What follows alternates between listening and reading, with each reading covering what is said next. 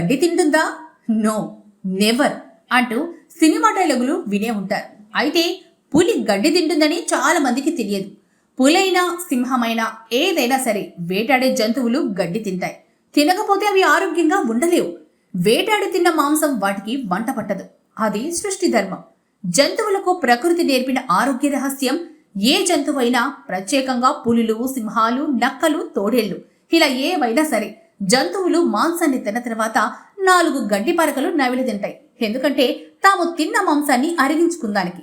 ఈ ఆరోగ్య రహస్యం వాటికి ప్రకృతి నేర్పింది. ప్రతి ప్రాణికి వాటి జీవన విధానం వాటికి తెలుసు కాబట్టి దానికి అనుగుణంగానే వాటి ఆహారపు అలవాట్లు వాటికి ఉంటాయి. పులులైతే గడ్డి దొరక్కపోతే వెదురు మొక్కల ఆకులు, మొలకలు తింటాయి. అందువల్ల పులి గడ్డి తినదు అన్న నానుడి సరైంది కాదు. తన ఆరోగ్యం కోసం పులి గడ్డి తినడం ప్రకృతి ధర్మమే. కోతులు కూడా అప్పుడప్పుడు గడ్డి తింటాయి. ఇది కూడా వాటి కడుపును శుభ్రం చేసుకునేందుకే.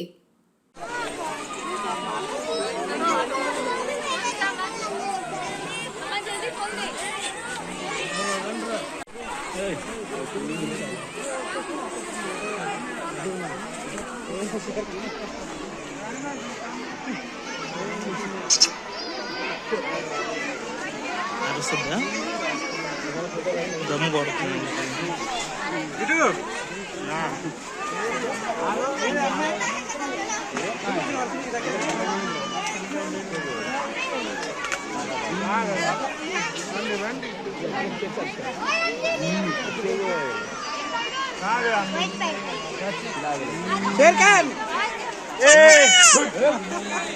గట్టి తింటుంది ఆఖరికి. ఆకలయ్యి